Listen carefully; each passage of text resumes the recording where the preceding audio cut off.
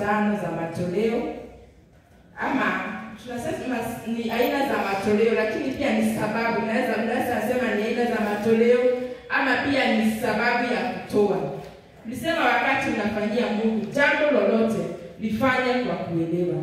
Kwa hivyo unaelewa kwa nini nitoe. Wakati unaandaa sadaka yako pale nyumbani, wakati unaandaa kwenda katika nyumba ya Mungu, unaandaa pia na sadaka. Ndani yako ukiwa na sababu nzuri ya kutoa, utaweza kutoa kwa jinsi ambayo inafaa. Lakini kama huna sababu, kama huna kuelewa, ni utaona umestukia tu hata ni saa ya sadaka na hauko umeipangia kwa sababu hauko na sababu ya kutoa. Kwa hivyo tunaangalia aina za kutoa ama sababu ya kutoa. Aina moja ya matoleo ama aina moja ya sadaka ni sadaka ya shukrani. Sadaka ya shukrani. Umetendewa jambo na Mungu. Ulikuwa katika hali hata ukaambia Mungu, ukinifanyia hivi Bwana nitakutendea haya. Ukatoa nadhiri kwa Mungu. Wakati Mungu amekuja amekutendea, naenda mbele za Bwana na sadaka, unaambia Mungu ni asante, maana umenitendea hiki, nasema asante. Katika Zaburi ya 50 mstari wa 14 inatuelezea kwa nini tutoe sadaka, kwa nini tumshukuru Mungu. Zaburi ya 50 mstari wa 14 inaongea kuhusu sadaka ya shukrani. Na shukrani tunayotoa inaweza kuwa hata sio, labda hauna cha kutoa, labda katika ile jambo sio faida ulipata, lakini pia unaweza kutoa sadaka ya shukrani kwa kushuhudia. Unakuta mbele, ndio maana tulisema tuko na ushirika wa Jumanne, kwa sababu kuna mtu ametendewa jambo na ungetaka kutoa shukrani kwa njia ya kushuhudia ya kuwa mimi nilikuwa katika hali hii, Mungu akanisaidia.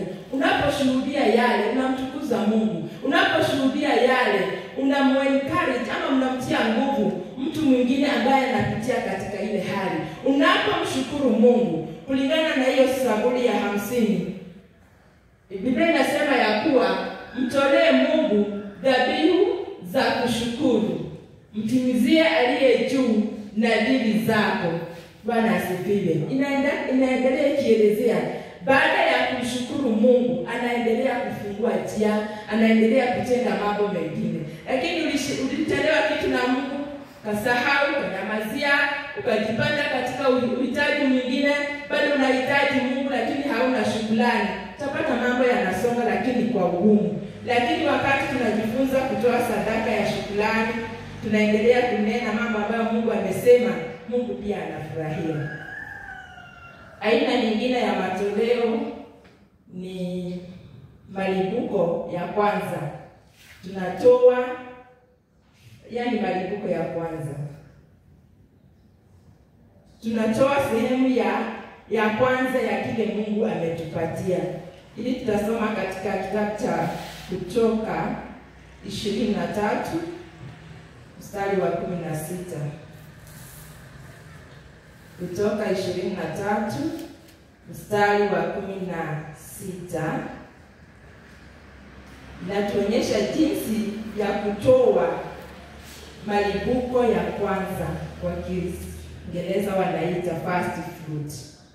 Ya kuwa nilienda nikapanda mahindi kwa shamba, yakakuwa vizuri, Mungu akatoa mvua na yale mahindi yako sawa.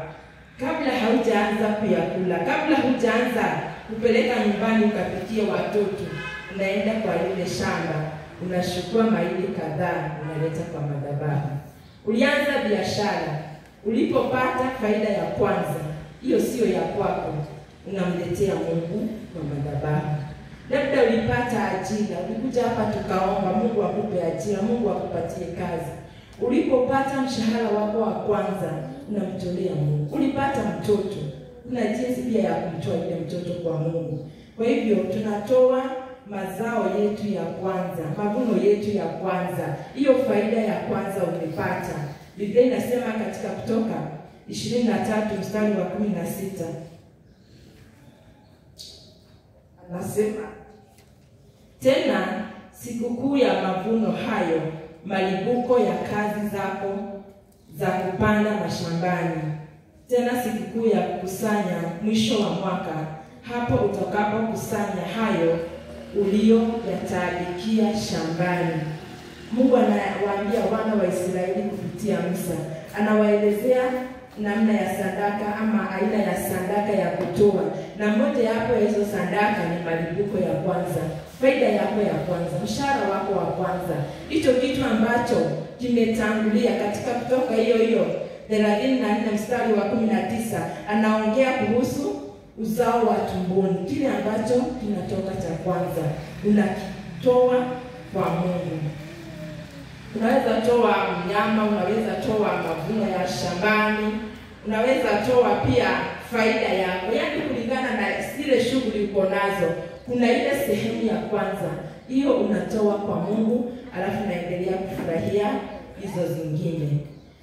Aina nyingine ya matoleo ni sadaka ya upendo. Sadaka ya upendo, unatoa kwa Mungu, unatoa kwa wanadamu. Hiyo sadaka unasikia tunaitisha sadaka ni kumpenda Mungu. Ni sadaka inaonyesha upendo wako kwa Mungu. Katika kitabu cha Luka 6:38 ni sadaka ya upendo, inaongelelea kutoa kwa Mungu na kwa wanadamu. Hapa kwa kitabu cha Luka anasema wape watu vitu. Unawapatia kwa sababu unawapenda. Umesikia mtu wako na hitaji, unaenda kwake, unatoa vitu. Unasikia mtu tu, unasikia unampenda tu, unaenda unatoa sadaka, inaitwa sadaka ya upendo. Wakati unakuja katika ibada, unaona tu unampenda Mungu. Yeye mwenyewe katika ule mstari ambao tunasoma sana, Yohana 3:16, yeye mwenyewe alipenda ulimwengu, na alipopenda kudhihirisha lile pendo alimtoa mwanae. Kwa hivyo kama tunampenda Mungu, hatuti mbele zake mikono mitupu. Tunakuja na sadaka ya upendo. Na ndio maana tunasema tunajipanga ya kuwa tunaenda katika nyumba ya Mungu. Mungu ambaye tunampenda, usiende mikono mitupu. Enda na sadaka ya upendo. Aina nyingine ya sadaka ni sadaka ya kusaidia walio na uhitaji ama maskini. Kuna watu wako mtiba, wamefungwa. Kuna wajane ambao hawana namna ya kujilisha. Kuna watoto yatima. Unatoa sadaka kwa sababu yao. Kuna hadithi tunaijua sana ya mama aliyekuwa anaitwa Dorcas. Kiangalia Mitume 9:36. Huyu mama alimpenda Mungu na huduma yake ilikuwa ni kusaidia wajane, ni kusaidia yatima. Alikuwa anawashonea mavazi. Alikuwa anafanya kazi ya Mungu kwa kusaidia wajane. Kwa hivyo nasi wakati umekula umeshiba, mambo kwako yanasonga, unakumbuka maskini. Bwana Yesu asifiwe. Unakumbuka maskini kwa sababu wakati Biblia katika kitabu cha Mithali kuna sehemu imesema ya kuwa unaposaidia maskini unakopesha Mungu. Kwa hivyo usiache maskini apite kwako na wewe ukaangalia kando usimuone. Mimi wanasema hata watu wanaomba kwa barabara, wengine wanafanya hilo, yani wengine tu ni waasi tu. Kuna mtu tu amejifanya ya kuwa atakaa pale siku zote akiomba. Lakini saa zingine huwa tunawapita. Saa zingine unawahukumu. Hapana, huyu mtu mpatie bila kuangalia kama nini ama nini, kwa sababu ni jukumu lako kusaidia mhitaji. Hiyo kesi nyingine ataenda kujibu kwa Mungu. Kwa hivyo wakati unaona mhitaji, mwingine anakuja kila siku na unamzoea, hata tunawaambia ndio ukafanye kazi upate chakula. Sio vibaya afanye kazi, lakini pia huyu mtu uko na jukumu la kumsaidia. Kwa hivyo kama uko nacho, mpe na usiendelee kuteta. Na kama unaweza basi msaidia aanze hiyo biashara, msaidie. Lakini tujue tuko na jukumu la kusaidia wasiojiweza, maskini, watoto yatima. Na ninajua ukiangalia hiyo habari ya Dorcas kwa sababu ya ile sadaka ilinena. Wakati amekufa, wale wajane wakaanza kuonyesha zile nguo alikuwa anawashonea. Na Mtume Petro akaguzwa na lile jambo, akaenda akamwombea yule mama, akafufuka. Kwa hivyo sadaka itakunenea katika hali yako ambayo wewe haukuwa unajiweza, haukuwa unajielewa. Hiyo sadaka, hiyo kitu ambacho ulipatia maskini na Mungu akasema ni yeye umekopesha, kuna wakati kitakunenea katika maisha yako. Aina nyingine ya sadaka ni kwa hiyo sadaka ya kusaidia maskini, kuna mtu pia aliitwa Cornelius, tuliona wakati wa mwingine kitabu cha Mitume 10. Cornelius naye alikuwa ni mtu ambaye hakuwa ameokoka, lakini alikuwa anasaidia watu, alikuwa anatoa vitu vyake anawapatia watu. Mitume 10 kuanzia mstari wa kwanza. Utaona Cornelia, Biblia ikisema alikuwa ni mtu muombaji na pia ni mtu alikuwa anatoa. Na Mungu akaguzwa na ule utoaji wa Cornelia. Alikuwa ni mtu wa mataifa, hakuwa wa taifa la Israeli. Kwa hivyo kulingana na wakati huo hakufaa hata wokovu. Lakini Biblia inasema ya kuwa Mungu akamtokelezea kwa njia ya malaika, akamwambia utoaji wako umefika mbinguni. Kumbe kuna wakati huo utoaji unafika kwa Mungu, anatuma msaada. Kwa hivyo tusichoke kuwasaidia maskini. Na aina nyingine ya kutoa ni kutoa mbegu. Kutoa mbegu. Tunatoa mbegu kwa nini? Unatoa mbegu, yani unaweka sadaka kwa bahasha ama unaileta kwa madhabahu. Ukiwa na hitaji fulani, hilo hitaji unalishikanisha na lile mbegu. Yani inakuwa ni kama kitendo cha imani. Unasema mimi naamini Mungu atanisaidia nifungue hii biashara, na kwa sadaka hii Mungu wangu naomba uniwezeshe. Hii ni kutoa mbegu. Unapanda mbegu. Sasa zingine unasikia mchungaji ama mhubiri amekuja kwa madhabahu, ananena neno na unasikia hilo neno analolinena linaongelea maisha yangu. Ananena kuhusu mtoto wangu, ananena kuhusu ndoa yangu. Sasa mara nyingi utaona tukikuja hapa mbele na mtu kuwekelea sadaka kwa madhabahu, si ati anapatia yule mchungaji, lakini anatoa ajiungamanishe na lile neno. Na wakati umejiungamanisha na hilo neno, hata ukitoka kwa ule mlango, shetani hata alichukua kutoka kwako, kwa sababu tayari umeweka mbegu. Kwa hivyo kuna wakati utaona mhubiri amekuja anahubiri na mtu anatoka tuko kwa kiti, anawekelea sadaka kwa madhabahu. Hajionyeshi, anajua anachokifanya. Amesikia neno la unabii ambalo limetolewa na mchungaji. Anataka hilo neno likite, liweze kuzaa mazao katika maisha yake. Anaweka mbegu kwa madhabahu. Hiyo ni kupanda mbegu kulingana na kitabu cha Mhubiri 11 kuanzia mstari wa kwanza. Mhubiri 11 kuanzia mstari wa kwanza. Anasema weka mbegu zako, panda mbegu zako, na baada ya muda utazipata. Anasema tusichoke kupanda, panda asubuhi, panda na jioni. Kwa hivyo wakati unasikia kuna kitu ambacho unahitaji, uko huru kuweka mbegu, kwa sababu haujui ni gani ambayo itaota, haujui ni gani ambayo italeta mazao. Kwa hivyo tunaweka mbegu kujishikamanisha na madhabahu, tunaweka mbegu kwa ajili ya imani ya kitu ambacho tungetamani tupate. Hiyo ni sadaka ya kutoa mbegu. Ya tutaenda tuangalie mstari wa Mhubiri 11 na pia katika kitabu cha Wagalatia 6 mstari wa 7 anaposema ya kuwa mtu asidanganyike, apandacho atavuna. Kwa hivyo unaweza weka mbegu kwa sababu ya kitu ambacho unatamani kuvuna. Bwana Yesu asifiwe. Tuko pamoja?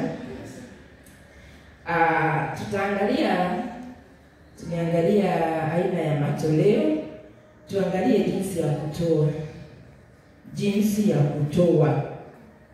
Kwa njia gani tutamtolea Mungu? Wakorintho wa pili 9 mstari wa 6. Tuendelee hapo chini. Wakorintho wa pili 9 mstari wa 9. Kwa sababu tunapotoa pia tuangalie sio kutoa tu, lakini toe kwa njia ambayo inafaa. Wakorintho wa pili 9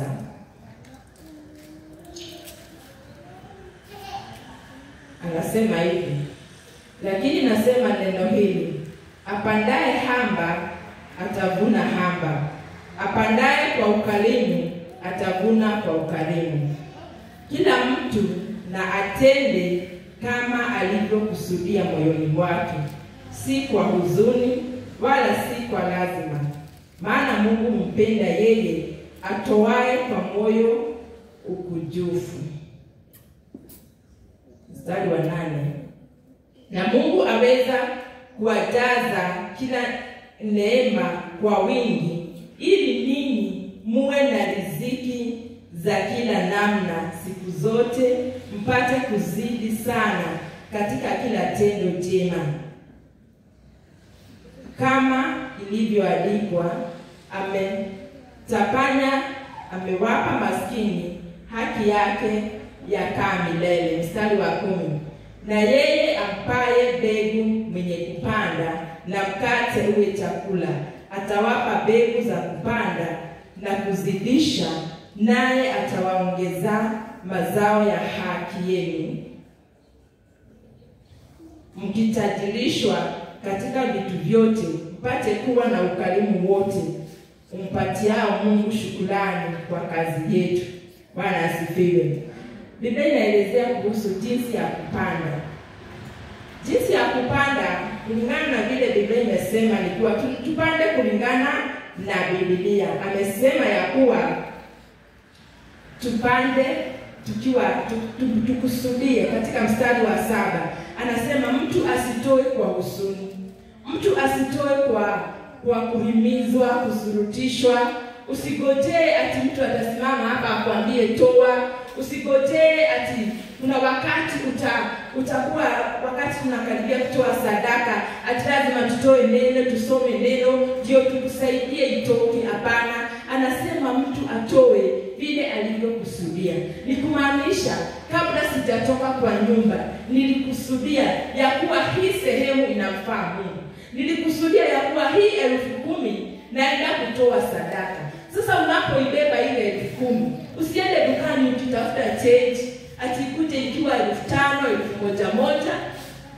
Unatarajia wakati wa kutoa tutaweka kikapu cha sadaka hapo, tuseme hii ni kwa sababu ya maskini, hii ni kwa sababu ya ujenzi, hii ni kwa sababu sijui ya huduma gani, hii ni kwa sababu ya ulinzi. Hapana, hiyo ni kusurutishwa.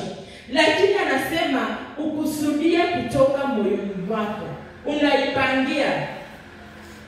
Kama wewe ni mtu ambaye unajua unafanya kazi kwa biashara inaleta faida kila siku, unapangia kutoka kwa hiyo biashara.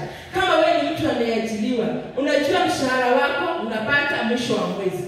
Kwa hivyo wakati unafanya budget, wakati unalipa kodi ya nyumba, wakati unapanga hela ya chakula ya kuwa tutakula hii mpaka mwisho wa mwezi, tenga pia na sehemu ya Mungu. Ujue kwa mwezi tuna siku 4 za kwenda mbele za Mungu. Wakati unafanya budget yako, usisahau ya kuwa hii inafaa wakati naenda katika nyumba ya Mungu. Usigotee hiyo kuhimizwa, hiyo kuambiwa sasa hatunabakisha zingine. Hapana, ile uliyokusudia kufanya. Mchungaji wetu anatuambia kitabu chetu ni kimoja. Kile umekusudia kujitolea Mungu, utoe na utoe sadaka nzuri. Usiku unasema nitaweka hii, wenda wataitisha ya hiki. Hapana, toa yote pamoja, itapangiwa huko mbele. Bwana asifiwe. Kwa sababu wakati unasurutishwa, yani ni kumaanisha hautoi ukiwa wewe, unagojea usikie hili ndio utoe. Ni kama zile za harambee, unaambiwa sijui ya nini naweka pale. Katika nyumba ya Mungu amesema tusigojee kusurutishwa. Kila mtu apaye atoe kama alivyokusudia. Njia nyingine amesema pia tutoe kwa moyo mchangamfu, moyo ambao una furaha. Kwa sababu hiyo sadaka ambayo umeitoa kama umefurahia, Mungu anaikubali. Lakini hii nyingine ambayo nilikuja nikakwambia, si utoe mama, si utoe sijui ndio wakutolee, si utoe sijui ndio ubarikiwe. Hiyo unatoa kwa huzuni na unatoa ukisema hii ilikuwa tu nimebakisha ya mkate kununulia watoto mkate. Yaani hautoi kwa furaha, unatoa kwa kunung'unika. Unapata haina baraka. Kwa hivyo tunatoa kwa moyo ambao umechangamka. Tutachangamka kwa sababu tulipangia tangu tulipotoka nyumbani. Jinsi nyingine ya kutoa katika Malaki 1:8 tunapima utoaji wetu na huo mstari. Malaki 1:8 anasema hicho ambacho unamtolea Mungu, hicho ambacho unaleta kwa madhabahu, tunatoa kitu ambacho sio kinyonge. Malaki 1:8 tena mtoapo sadaka aliye kipofu si vibaya, na mtoapo sadaka walio vilema na wagonjwa si vibaya. Haya, mtolee liwali wako. Je, atakuwa radhi naye au atakukubali nafsi yako? Asema Bwana wa majeshi. Wakati unapanga kutoa, angalia hicho ambacho unatoa. Alikuwa anawaambia wana wa Israeli, walikuwa kawaida yao wanatoa wanyama wanaleta kwenye madhabahu. Sasa nawaambia, wakati unachagua yule mnyama ambaye ni mnyonge, yule ambaye uliona anaharisha ako karibu kufa, unapelekea Mungu, anawaambia consider, angalia kama ukitolea liwali, kama ukipeleka kwa diwani wetu ama kwa ofisi ya mwenyekiti, hiyo buku ambayo umeletea Mungu, hiyo 50, hiyo mwenyekiti ataikubali. Yaani wakati unatoa kitu ambacho kinakubalika, sio chochote. Bwana asifiwe. Ila tuelewe ya kwa Mungu anatuelewa. Tuliangalia mjane ambaye alitoa senti kwa sababu hizo alikuwa nazo, na kwa sababu alitoa kutoka kwa moyo wake. Yesu alisema huyu ametoa kuzidi watu wote. Kwa hivyo pia Mungu anaangalia hali yetu, anatuelewa. Ni kuwa si kwa na ingine nimetoa hiyo, lakini kama kabisa unajua mahitaji yako hata yanazidi vile unamtolea Mungu, angalia vizuri utoaji wako. Wakati unaleta hiyo sadaka, angalia wewe jana kwako ulitumia nini, kwa sababu kutoa ni moyo ambao unampenda Mungu. Kwa hivyo tunatoa kwa vitu ambavyo ni vizuri. Pia tunatoa kulingana na nini tunataka kupokea. Toa kulingana na nini wewe unatarajia. Tulisema ya kuwa utoaji unatanguliza kupokea. Kwa hivyo kama unajua wewe ni mwanadamu na kuna wakati utahitaji watu wa kutolee, nawe pia toa. Unajua kuna wakati utahitaji watu waje kwa sherehe ya mwanao, watu waje kwa msiba. Kuna wakati utahitaji hao watu, nawe fanya vile ungetaka wakufanyie. Kwa hivyo unavyopanda, upande ukijua utavuna. Kwa hivyo upande kile ambayo ungetamani kuvuna. Siku moja tukiwa Nairobi, tulikuwa tunachanga kama kanisani tu hivi, tunasema sisi ni wamama, kijana akifika kuolewa kuna sehemu ambayo tunamtolea. Lakini tukaona kuna upinzani fulani, kwa sababu tumeweka kiwango fulani, ati kila kijana tunamtolea hicho kiwango. Tukapata kuna wakati hakifiki, kile kiwango hakifiki, na kuna wakati kinazidi sana. Yaani harusi imetangazwa, wamama wanaenda kando, tunatoa unapata hii imezidi, lakini wakati mwingine haifiki. Kwa hivyo ikawa ni shinda kusema hawa vijana tutawatoshanisha. Kwa sababu gani? Tukaja kurealize ama kutambua, kumbe huyu ambaye amepokea kingi ni mtu ambaye na yeye huwa anatolea wengine, ni mtu ambaye anatembea katika kubariki wengine. Lakini huyu ambaye watu wanashindwa kutoa, si watu wamekataa, si ati hakuna hela, lakini ile kanuni ya kupanda na kuvuna inafanya kazi. Unapata kwa huyu umefanya kazi tu vizuri, anafuna. Kwa huyu pia imefanya kazi vizuri, anafuna, ila anafuna kidogo kwa sababu na yeye kupanda kidogo. Kwa hivyo tunatoa kulingana ni nini tunatamani tupate. Amen. Bwana asifiwe. Amen. Kwa hivyo kile kitu utahitaji kuvuna, nenda upande hicho. Kama ni upendo, kwa sababu pia sio hela tu tunapanda, tunavuna pia matendo mazuri. Katika kitabu cha Wagalatia 5:22 inaongelelea kuhusu matunda ya Roho Mtakatifu ambayo ni upendo, ni furaha. Hayo mambo yote tunayahitaji.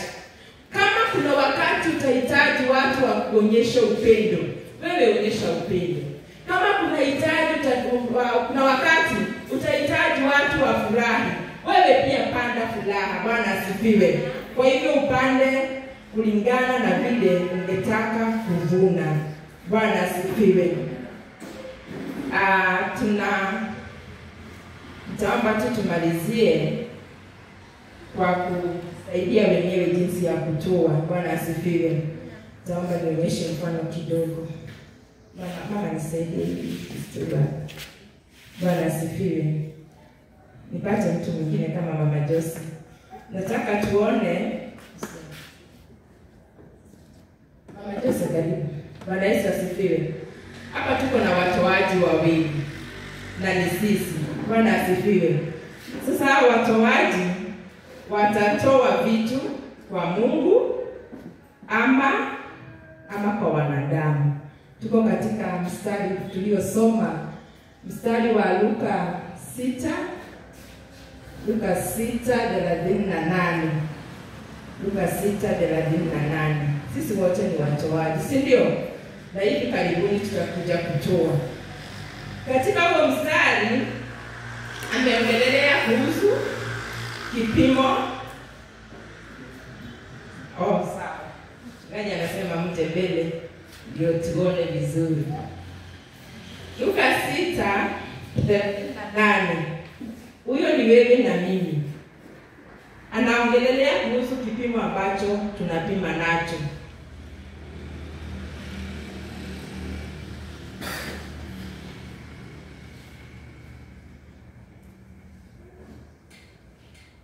Ilikuwa ni Luka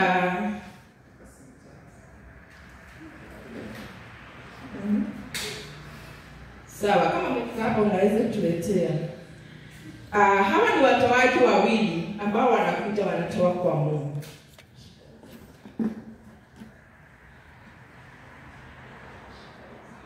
Bwana asifiwe. Huyu ni mtoaji mmoja anakuja anatoa. Anapima kwa kipimo chake. Toa sadaka zako, kiweka hapo. Haya. Si tuko hivyo? Huyu ni yule sasa niliona sikupanga vizuri, lakini nimekaa pale chini nikakumbuka tunatoa na sitaki kubaki kwa kiti. Mimi nikaingia kwa mkoba nikapata masalio nikaja naye. Nikatoa, ama tumeenda kwa msiba, ama tumeenda kwa harusi. Na sitaki kuaibika, kwa hivyo ninatoa tu. Bwana asifiwe. Kuna mtoaji mwingine hapa. Weka kwa kipimo chako hapa. Bwana asifiwe. Unaona? Huyo ni mtu tu ametoa. Hawa ndio tunasemanga wanajionyeshanga. Hawa wako nazo. Bwana asifiwe. Nataka nikuonyeshe kuwa si ati wako nazo na kuishi katika uhitaji. Nimesikia mtu akisema ni makusudi tu. Bwana asifiwe. Ni ile tulisema unakosa kuelewa. Ama ni wewe mwenyewe ukitengenezea hiyo njia. Kwa sababu hao watu wametoa. Huyu ametoa kwa hicho kipimo. Ndio anasema katika Luka, wapeni watu vitu. Si ndio? Unawapa watu ama unampa Mungu, unamtolea Mungu. Sasa yeye amepima kwa hicho kipimo. Alafu huyu naye pia wote ni watoaji. Wametoa, wamefanya vizuri. Hata huyu labda hakuwa na kingine, lakini ametoa hivyo na tunakubali hayo matoleo. Lakini pia anaendelea kusema hiki kipimo ambacho ametoa. Biblia inasema aje? Wapeni watu vitu nanyi mtapewa. Bwana asifiwe. Sasa inapofika wakati wa kupewa, si watapewa? Bwana Yesu asifiwe. Watapewa, na anasema watapewa aje? Kipimo cha kujaa na kuzidiliwa na kusukwa na kufurika. Bwana asifiwe. Kwa hivyo huyu wakati atakuja kupewa, hichi cha kwake kitafanywa nini? Kitajazwa. Alafu kifanywe nini? Sukwe, si ndio? Kijaziliwe na zifurike. Si Mungu ametenda haki? Si zimemwagika? Kipimo chake kimefurika? Si kimejaa? Kwa sababu ile kanuni ya utoaji imefanya kazi, si ndio? Kwa hivyo naye mwingine itakuwa hivyo hivyo, si ndio? Haya, nisaidie kwa sababu ni wewe utampa. Atajaziwa, anasindiliwa, inasukwa na inafurika, si ndio? Bwana asifiwe. Sasa hivyo ndivyo sheria yetu inafanya kazi. Hizi anaogopa kuzitoanisha nyingi. Kwa hivyo wakati zinaendelea, zinatolewa, zinaendelea, zinafurika, zinamwagikia, hiyo sheria imefanya kazi kwa wote, si ndio? Haya basi, sasa chukueni vitu vyenu mrudi navyo kwa vitu. Bwana asifiwe. Bwana Yesu asifiwe. Nataka kukuambia umaskini ama uhitaji ni makusudi tu. Bwana asifiwe. Kwa sababu huyu aliyetoa kingi na huyu aliyetoa kidogo, haki imetendeka, si ndio? Lakini niambia kama kuna wakati watakuja kutoshana. Bwana asifiwe kabisa. Kuna wakati atamfikia, anauliza hivi, huyu ambaye ametoa hizo na huyu akatoa manoti, akatoa kingi, kuna wakati watatoshana? Hakuna. Huyu anaendelea kuwa na vingi, akirudi kwa bank account yake akona kitu ya kuweka, akiingia kwa wallet yake, wallet sio ile imejaa vitambulisho tu na kadi ya insurance na driving license, wallet na kadi ya kula, kuna wallet zimejaa hizo vitu. Kwa nini? Kwa sababu ya utoaji. Kwa hivyo ile hali uko leo, unaweza amua sitakaa katika hii hali tena, na njia tu ya kujitoa katika uhitaji ni kutoa. Amesema ya kuwa Mungu anampatia mpanzi mbegu. Bwana asifiwe. Kwa hivyo kama hauna, unaweza enda mbele za Mungu, mwambie Mungu, nataka maisha yangu yabadilike. Kwa njia gani? Kwa kwanza kutoa. Ambia Mungu akupatie mbegu, akupatie mbegu nzuri. Bwana asifiwe. Wewe ambaye unahisi ya kuwa kipato chako kiko chini sana, angalia utoaji wako. Angalia ulimtolea Mungu nini, kwa sababu unachokitoa ndicho unavuna, na utakaa miaka yote katika uhitaji, kwa sababu kiwango chako kiko hivyo, ni kuvuna unavuna. Bwana Yesu asifiwe. Kwa hivyo wapendwa, tusikubali kuishi maisha ambayo yako chini na kuna nafasi ya kuendelea. Kumbuka ya kuwa utoaji unakuja kabla ya kupokea. Sasa wakati unaona mtu pesa yake ina hela, akiingia kwa nyumba friji na chakula, stock na chakula, huyo mtu akiona mtu mhitaji anamtolea, hamtolei 500, unastuka ilikuwa tu kidogo, yeye ametoa 10,000 na haoni kani kitu, hata hana uoga ati atakosa ya jioni. Ni kwa sababu amevuna. Na amevuna nini? Amevuna kitu ambayo anaweza kuwa baraka kwa mwingine. Mwingine utaona tukifika kutoa, kwa kweli tunamuelewa, hana. Lakini ilianzia wapi? Ilianza utoaji. Bwana asifiwe. Kwa hivyo wapendwa, tuinue viwango vyetu vya kumtolea Mungu ili tukaweza kupata baraka. Nitaomba dakika 5 nimalizie tu kitu hapa, ndio tusije tukarudi hapo tena. Bwana asifiwe. Kwa hivyo kuna mstari katika kitabu cha Kutoka, tunaangalia jambo la mwisho ambayo ni faida za kutoa. Faida za kutoa.